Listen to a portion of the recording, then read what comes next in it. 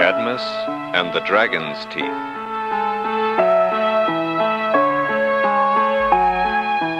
One day, long ago, the 4 children of King Agenor of Phoenicia were at play together in a meadow by the sea. They were the brothers Cadmus, Phoenix, and Celix, and their little sister, Europa. On this particular day, a splendid butterfly appeared, and the brothers set off in pursuit of it. It looks like a flower with wings.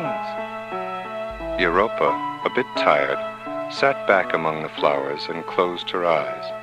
And when she opened them again, she saw before her a beautiful snow-white bull. Where had it come from? At first she was frightened, but it was so gentle and playful that she soon forgot how big and strong it was, and offered it blades of grass from her own hand. And when it lay down, she took the flower garlands from her own neck and hung them on its neck, and wound them around the great bull's horns. It also seemed to want her to ride on its broad back. Why not, thought Europa, leaping nimbly onto it. Suddenly the bull gave a great leap in the air, almost throwing Europa to the ground. Then it rushed madly straight toward the sea. Europa called in vain for her brothers. Cadmus, Celix, Phoenix. By the time the boys reached the shore, the bull's snowy head could hardly be seen in the white-capped billows, and Europa seemed swallowed up by the wide blue sea. Cadmus, Phoenix, and Celix went sorrowfully home to tell their father that a white bull had carried off their sister and swam with her over the sea. King Agenor was beside himself with grief for his favorite child. He cried out, "Begone! Enter my presence no more until you come leading my little Europa by the hand." Queen Telephassa embraced her sons and said, "Alas, my dear children, if I should lose you too, as well as my little Europa, what would become of me?" Then the queen, taking her 3 sons by the hand, and accompanied by their friend Theseus, set off on a quest for Europa, a quest which turned out to be a great deal longer than they dreamed. They went here, there, and everywhere, traveling a long way, passing over mountains and rivers, and sailing over seas. Always, they asked if any person could tell them what had become of Europa. The good people would pause in their labors and look very much surprised, but nobody had seen a little girl dressed like a princess and mounted on a snow-white bull. Their own princely robes grew tattered and torn, and they exchanged them for the clothes that ordinary people wore. Indeed, they soon looked more like a gypsy family than a queen and 3 princes and a young nobleman. The years followed one another in this fashion until the boys were quite grown up and had sprouted soft new beards. One after another, they grew weary of this never-ending quest, with never a place to sit down a while and no place to call their home. At length they said to each other, "It is such a dreary time since we lost little Europa. We have all forgotten how she looked. Indeed, if we were to find her, she would now be a woman grown, and would look upon us as strangers." Soon after, the young men dropped out one by one. They each found themselves pleasant spots in which to build habitations, and in the place where each one stopped, a city grew up. Finally, the quest was left to Queen Telephassa and Cadmus.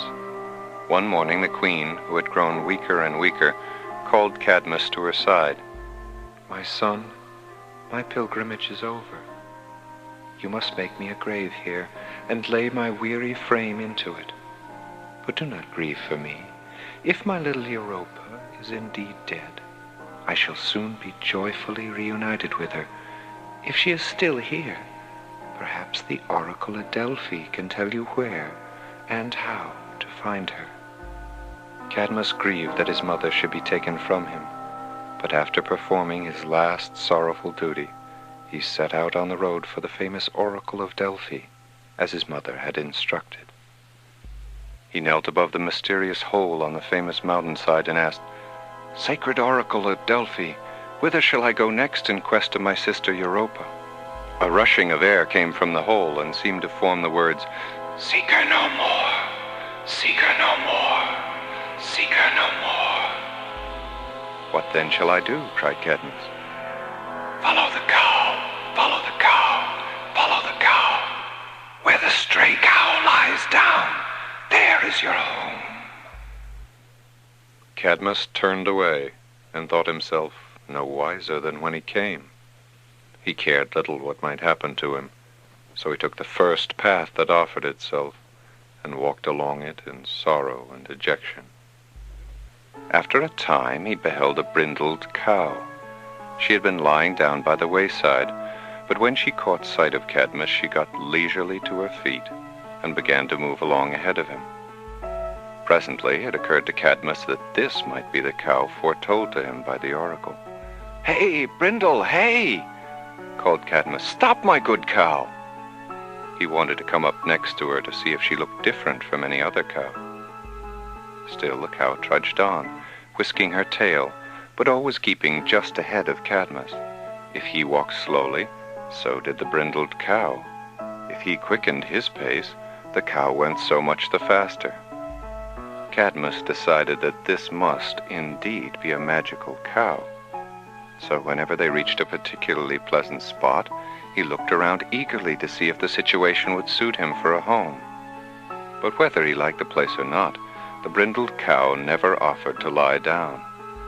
The cow did seem to be magical, for by now many people were bewitched into following along.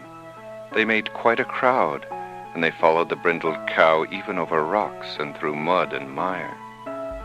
Cadmus was glad to have people to talk with, and he told them of his adventures as they trudged along.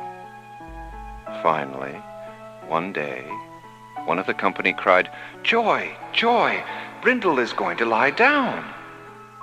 And sure enough, the brindled cow was slowly reclining herself on the soft grass. "This, then, is to be my home," Cadmus said, gazing around him. It was a fertile and lovely plain with great trees flinging their sun-speckled shadows over it, and hills fencing it in from the rough weather. At no great distance, they beheld a river gleaming in the sunshine. All the companions were just as pleased as Cadmus, and set off immediately to find a spring of water to quench their thirst. But his new friends had not long been gone when Cadmus was startled by shouts, cries, and screams, and the noise of a terrible struggle, and in the midst of it all, a most terrible hissing, which went right through his ears like a rough saw. Running towards the spring, he beheld the head and fiery eyes of an immense dragon, with the widest jaws ever, and many rows of horribly sharp teeth. Before Cadmus could reach the spot, this pitiless dragon had killed his companions, and was busily devouring them. Drawing his sword, Cadmus rushed at the monster and flung himself right into its cavernous mouth. Thus, though the struggle was a tremendous one, and though the dragon shattered the tuft of trees into small splinters with the thrashing of its tail, Cadmus was all the while slashing at its very vitals. The brave Cadmus gave a sword thrust that finished the battle, and creeping out of the gateway of the dragon's jaws, beheld that the creature was dead. But Cadmus was sorrowful to think of the fate of his companions. It seemed as if he were doomed to lose everybody whom he loved. And here he was, after all his toils and troubles, in a solitary place, with not a single human being to help him build a hut. "What shall I do?" he cried aloud. "Cadmus," said a voice, "Cadmus, pluck out the dragon's teeth and plant them in the earth."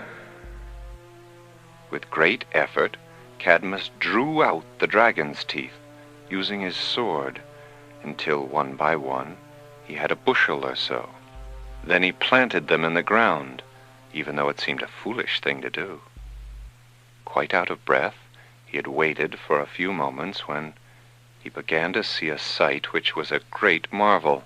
In the dark soil he thought he saw something glisten very brightly in one spot, and then another, and then another. A vast number of bright sword blades and spearheads thrust themselves up everywhere like so many stalks of grain.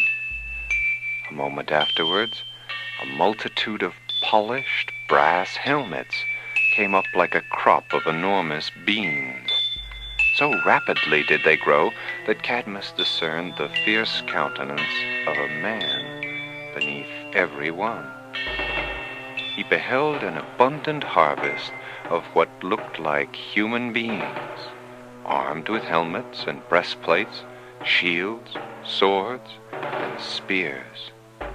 "Cadmus," said the same voice he had heard before, "throw a stone into the midst of the armed men." So Cadmus seized a large stone, and flinging it into the middle of the earth army, saw it strike a gigantic and fierce-looking warrior. Immediately the warrior uplifted his weapon and smote his neighbor, stretched him on the ground. In an instant the warriors began to strike at one another with their swords and stab with their spears, while the trumpeters blew their blast shriller and shriller. Battle continued to rage without cause, until out of the thousands, only 5 were left standing. "Cadmus," said the voice again, "bid those 5 warriors sheathe their swords. They will help you build the city." Cadmus stepped forward with the aspect of a king and spoke in a stern and commanding voice. "Sheathe your weapons!" Feeling themselves bound to obey him, the 5 remaining sons of the dragon's teeth stood before Cadmus in a rank, eyeing him as soldiers eye their captain, while awaiting the word of command. It was strange to observe how the earth, out of which they had so lately grown, was encrusted here and there on their breastplates, and even begrimed their faces, just as you may have seen it clinging to beets and carrots. "Come," said Cadmus, "you are sturdy fellows. Make yourselves useful. Quarry some stones with those great swords of yours, and help me to build a city."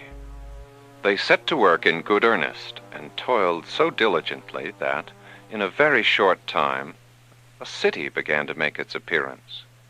But the palace of Cadmus was not erected until the very last minute, because they meant to introduce all the new improvements of architecture and make it stately and beautiful. On the morning when Cadmus went to the site where the palace was to be built, followed by his 5 sturdy workmen, he saw a most wondrous sight. A magnificent palace had grown up overnight out of the earth. As King Cadmus gazed through the courtyard of the palace, he beheld a wonderfully beautiful woman, adorned with a royal robe and a crown of diamonds. His heart thrilled with delight, and he cried out, "Europa!" "No, Cadmus," said the same voice which had spoken to him in the field of the dragon. "I am not your dear sister. I am Harmonia, daughter of the sky, and I will replace your sister, mother, brothers, and boyhood friend." So King Cadmus dwelt in the palace with his new friend, Harmonia. Before many years went by, they were joined by a group of boisterous children. And some say Harmonia invented the alphabet for them, so that stories such as this one might never be forgotten.